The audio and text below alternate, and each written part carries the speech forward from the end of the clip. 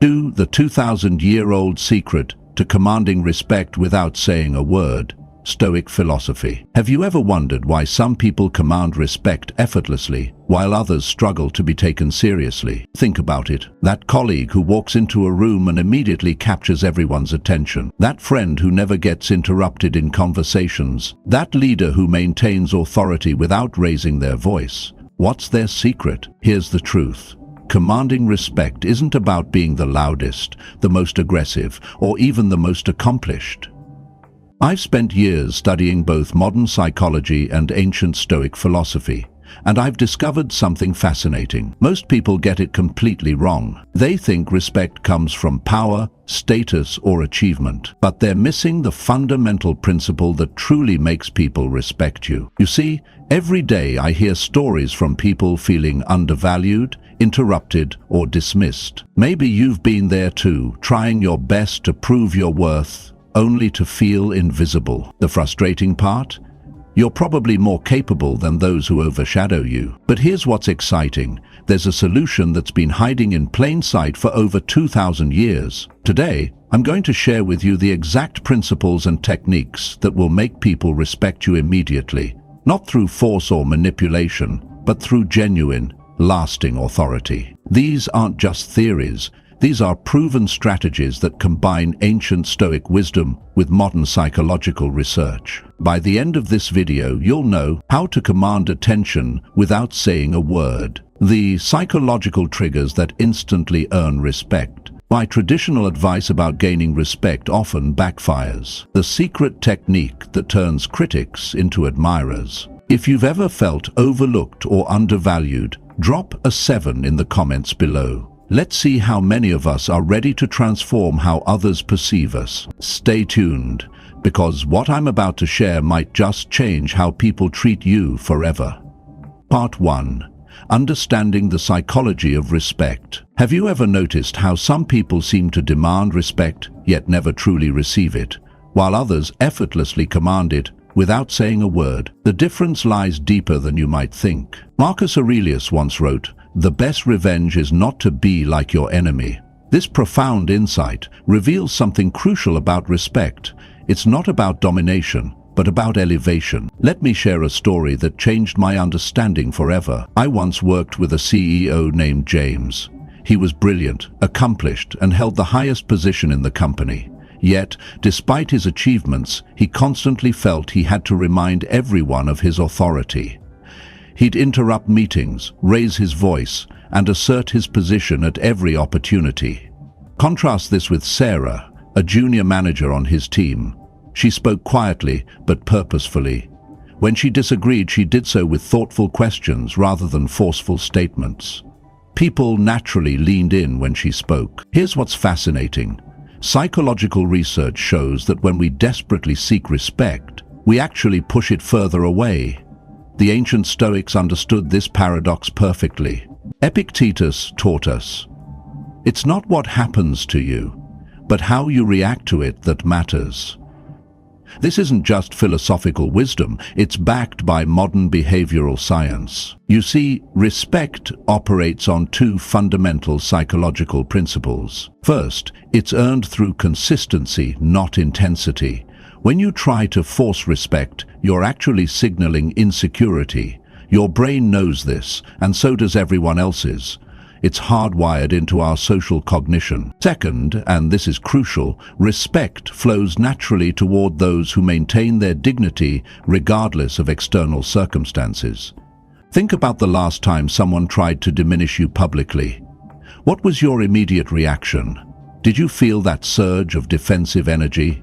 That's your amygdala, your brain's emotional center, trying to protect you. But here's where the Stoics were revolutionary. They understood that true respect comes not from defending your ego, but from transcending it. Seneca put it perfectly. The greatest power we have is the power of choosing our response. Let me show you what this means in practice. Recently, I witnessed a heated board meeting where a senior executive was being openly criticized. Instead of becoming defensive, he simply asked, "Help me understand your perspective better." That single response shifted the entire dynamic of the room. This isn't about being passive.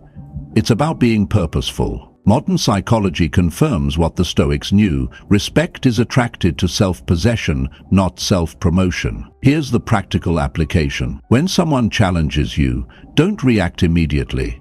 Create a mental pause, what psychologists call the response gap.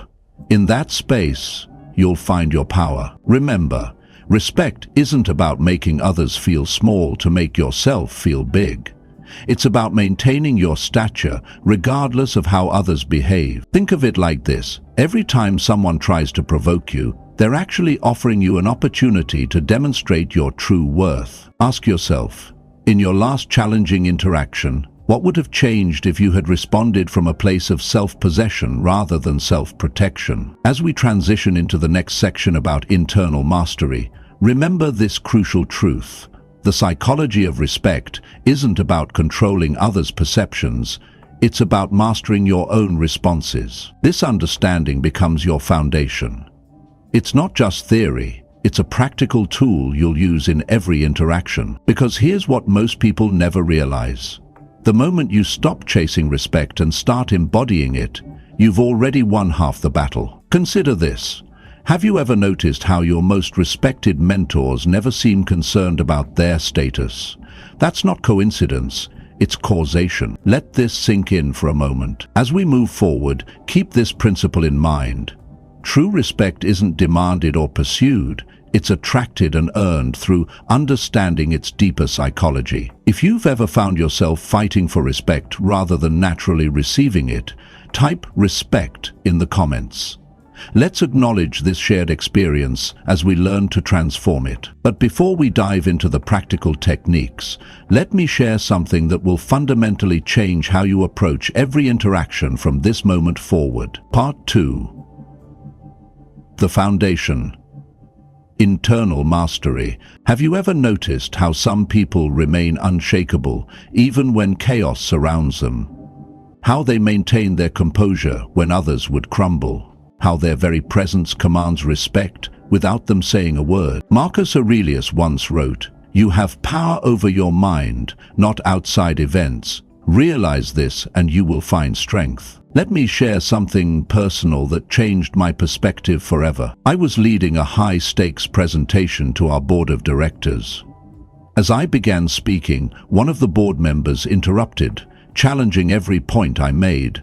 My heart raced, my hands trembled, but then I remembered a fundamental truth about internal mastery. You see, respect isn't earned through external validation, it's built from within. Think about that for a moment. When someone criticizes you publicly, your natural instinct is to defend yourself, right? But here's what most people don't realize. Your response in that moment reveals more about your internal state than their words ever could. Epictetus taught us, it's not what happens to you, but how you react to it that matters. This isn't just ancient wisdom. Modern psychology confirms that our internal state shapes how others perceive us. When you master your internal response, something remarkable happens. People begin to respect you not because of what you say, but because of how you carry yourself. Let me break this down into practical terms. Imagine your mind as a fortress. External events, criticism, interruptions, disrespect, they're like arrows being shot at your walls. The strength of your fortress isn't determined by stopping the arrows from coming. It's built by fortifying your internal defenses. Seneca brilliantly observed, "The greatest power we have is the power to choose our response." Here's how this works in practice. When someone attempts to undermine you, instead of immediately reacting, take a conscious pause. Feel your breath. Ground yourself. This isn't about suppressing your emotions. It's about choosing your response deliberately. I discovered this technique during a particularly challenging period in my career. A colleague would consistently try to undermine me in meetings. Initially, I felt my blood boil every time. But then I started practicing what I call the internal fortress technique. 1. Acknowledge the emotion. Don't suppress it. 2. Breathe consciously. Create space between stimulus and response. 3. Choose your reaction. Don't let it choose you. The results were astonishing. Not only did my colleagues' attempts to undermine me lose their power, but others began to notice my composure. Respect followed naturally. But here's the crucial part, and this is where most people get it wrong. Internal mastery isn't about becoming emotionless. It's about developing such a strong sense of self that external events can't shake your foundation. Think of it like being the eye of the storm, calm, centered, while chaos swirls around you. Marcus Aurelius reminds us, very little is needed to make a happy life. It is all within yourself, in your way of thinking. This internal strength manifests in subtle but powerful ways. Your voice remains steady under pressure. Your decisions come from clarity, not reaction. Your presence becomes a source of stability for others. Remember, true respect isn't commanded through force. It's earned through internal mastery. Let me share a simple exercise you can practice today. The next time someone challenges you, instead of focusing on what you'll say, focus on maintaining your internal state. Notice how this shift alone changes the dynamic of the interaction. You might be wondering, does this really work in today's fast-paced, high-pressure world? The answer is, it works even better.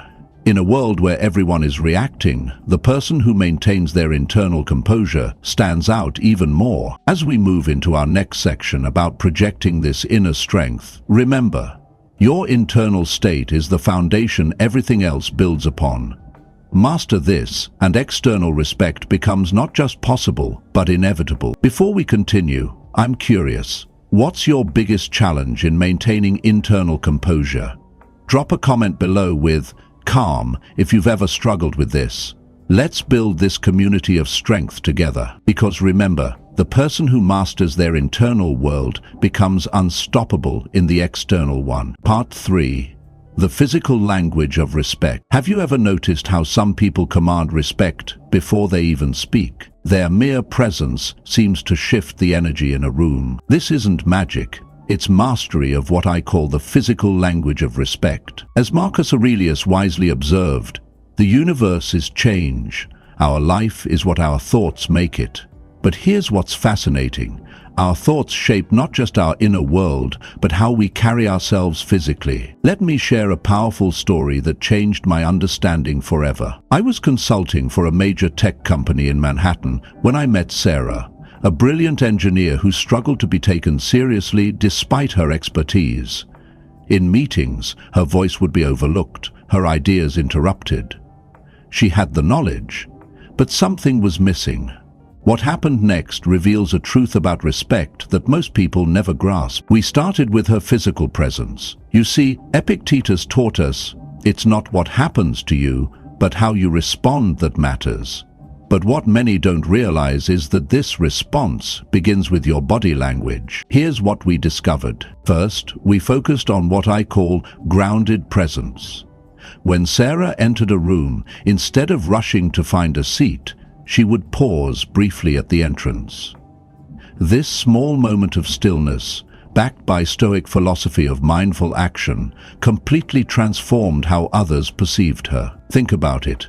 When was the last time you consciously commanded your space? The second element we addressed was what Seneca referred to as the mirror of the soul, your eyes.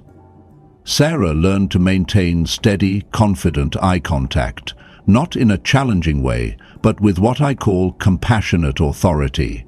This subtle shift made people feel both seen and respectful. But here's where it gets really interesting. We discovered that voice modulation, not just what you say, but how you say it, accounts for 38% of how others perceive your authority. Sarah began practicing what I call the power pause, taking a deliberate breath before speaking, lowering her pitch slightly, and speaking at a measured pace. The results were remarkable. Within weeks, colleagues who had previously talked over her were now leaning in to hear her speak. Let me show you exactly how to implement these changes. 1. The power stance. Plant your feet shoulder-width apart. Imagine roots growing into the ground. This isn't about dominating space. It's about owning your right to exist in it. 2. Deliberate movement. As Aurelius taught, every action should have a purpose.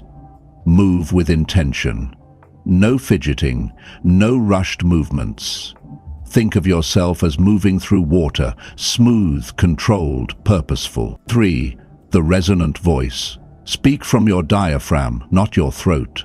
Practice this daily. Take a deep breath, feel your belly expand, and let your words ride on that breath. Here's something crucial most people miss. These physical changes actually alter your internal state. When you embody respect, you begin to feel more worthy of respect.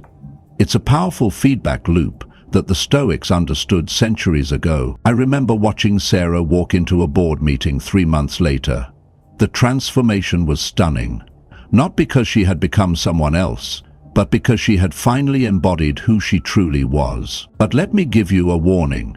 This isn't about creating a fake persona, as Epictetus reminds us. If you want to improve, be content to be thought foolish and stupid. The goal isn't perfection. It's authenticity aligned with intention. You might be wondering, how do I practice this without feeling self-conscious? Start small. Choose one element, perhaps the power pause, and practice it in low-stakes situations. Notice how people respond differently. Build from there. Remember, your body is constantly speaking a language.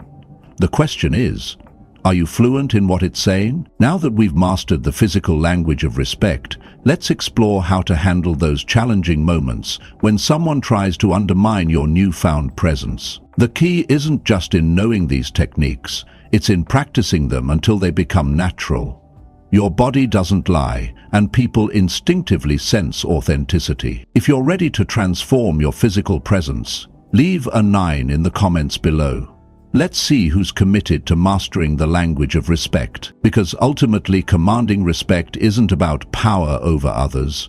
It's about embodying your own worth with such conviction that others can't help but recognize it. Part 4. Tactical responses to disrespect. Picture this moment. Someone just tried to publicly undermine you, and all eyes are watching. Your heart's racing, your face feels hot, and that split second feels like an eternity. What you do next will define not just this moment, but how people perceive you going forward. Let me share something powerful that changed my entire perspective on handling disrespect. Marcus Aurelius once said, "The best revenge is not to be like your enemy." This isn't just ancient wisdom, it's a tactical advantage in today's world. Let me tell you about Sarah, a brilliant executive I worked with. During a crucial board meeting, a colleague deliberately interrupted her presentation, attempting to hijack her moment. The room tensed up, waiting for the typical defensive reaction. But Sarah did something remarkable. Instead of fighting for attention or showing frustration, she paused. Then, with a calm but focused gaze, she simply stood in silence. The interruption died in the air, and all attention naturally returned to her. This is what I call the power pause, your first tactical response to disrespect. You see, when someone disrespects you, they're expecting one of 2 reactions, submission or aggression. But there's a third path, one that Epictetus described perfectly. It's not what happens to you, but how you respond that matters. Let me break down 4 specific tactical responses that command immediate respect. 1. The interruption counter. When someone cuts you off, don't rush to finish your point.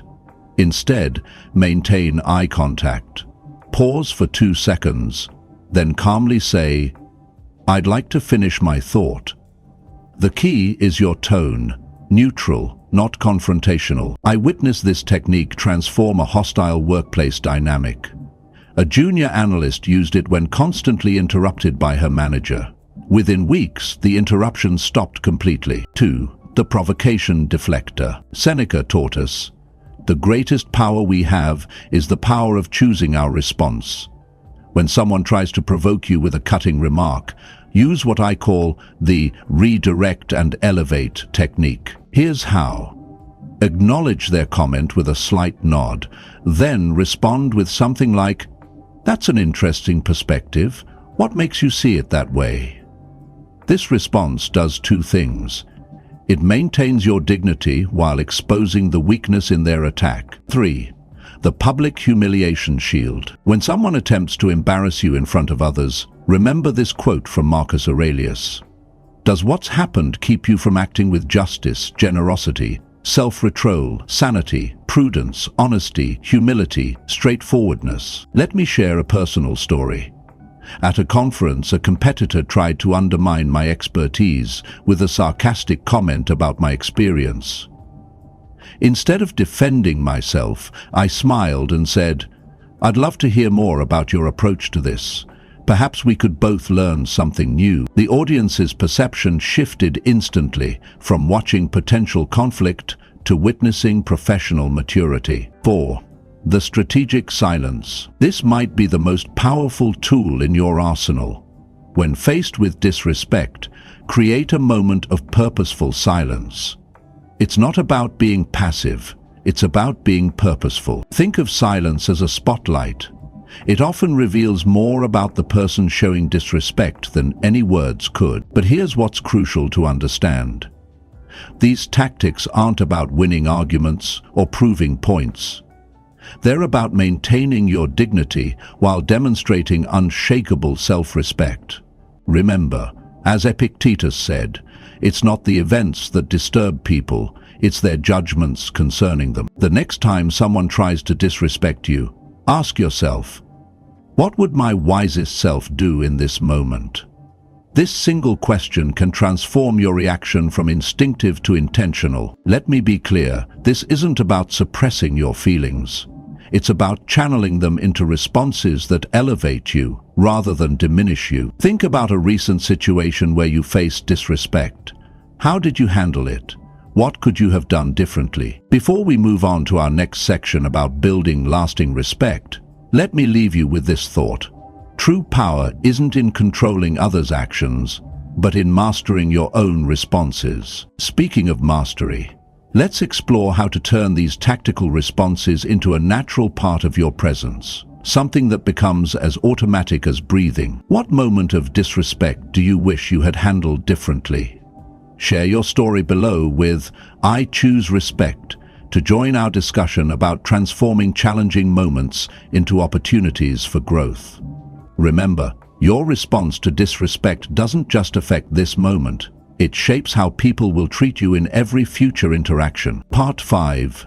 Building lasting respect. Let me share something powerful that most people never realize about respect. It's not a destination, it's a garden. And like any garden, it requires consistent cultivation, deep understanding of its nature, and most importantly, patience. Think about this.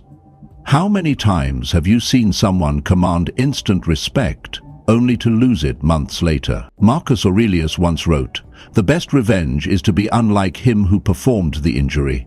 This profound insight reveals the first key to building lasting respect. It's not about changing others, but transforming ourselves. Let me tell you about James, a senior executive I worked with. Despite his position, he struggled with maintaining long-term respect from his team.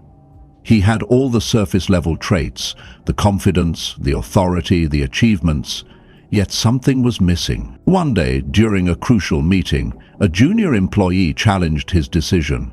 Instead of asserting his authority, James did something remarkable. He leaned in, listened intently, and said, "Help me understand your perspective." That single moment transformed the entire dynamic of his leadership. Why? Because he demonstrated what Seneca termed the strength of wisdom, the ability to remain humble in the face of power. But here's where it gets interesting. The real power of building lasting respect lies in what I call the 3 pillars of sustained dignity. Epictetus captured this perfectly when he said, "It's not what happens to you, but how you react to it that matters." The first pillar is consistency. Consider this. Why do we trust the sun to rise each morning? Because it never fails to do so. Your behavior must become as reliable as the sunrise. This doesn't mean being predictable. It means being dependably principled. I've observed hundreds of interactions in corporate environments, and here's what I've discovered. People don't respect perfection, they respect reliability.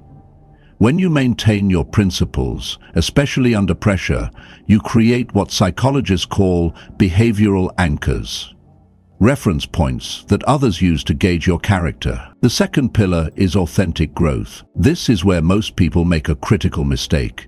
They try to maintain an image of perfection instead of embracing visible growth.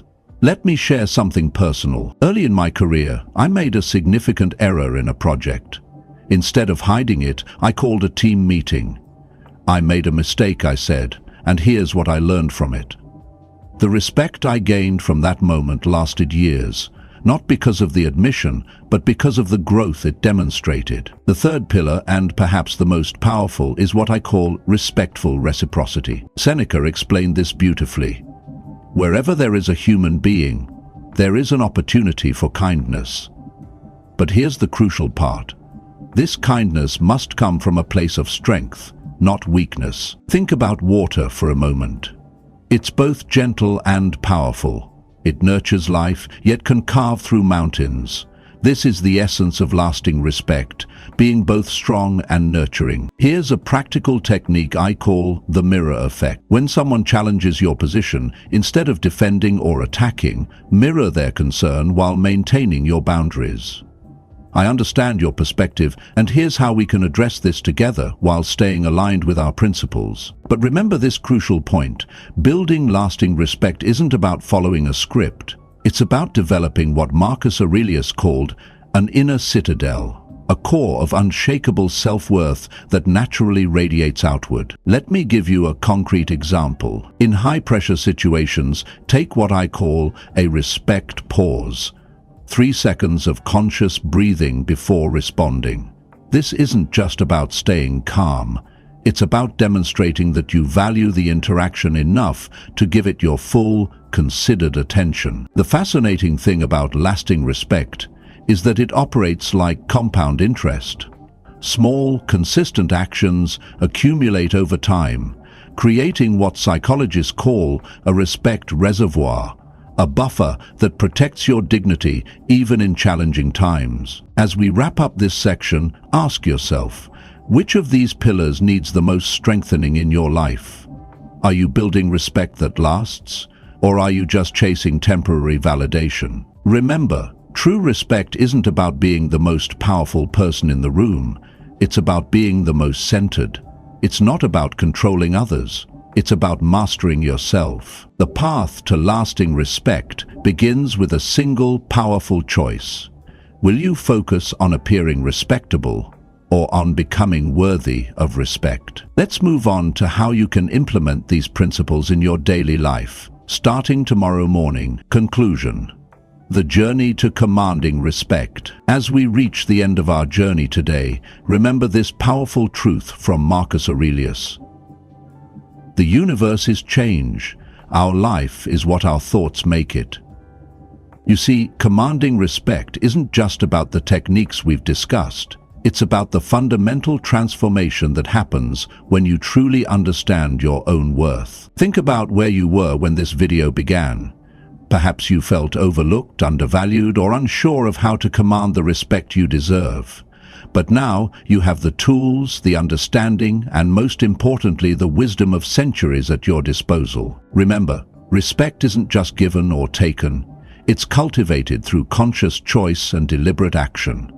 Every interaction is an opportunity to demonstrate your worth, not through force or manipulation, but through the quiet strength that comes from true self-mastery. As Epictetus wisely said, "No man is free who is not master of himself."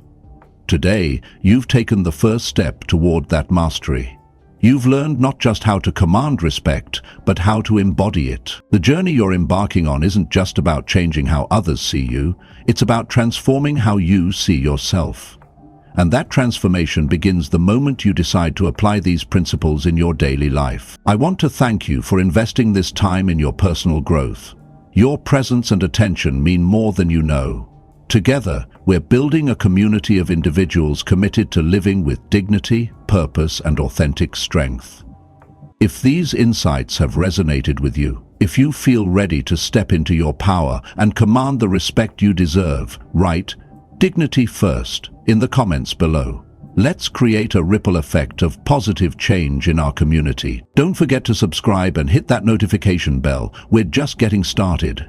Next week, we'll explore another powerful aspect of Stoic wisdom that can transform your life. And trust me, you won't want to miss it. For those who are new here, welcome to our community of wisdom seekers. And for my regular viewers, thank you for continuing this journey with me.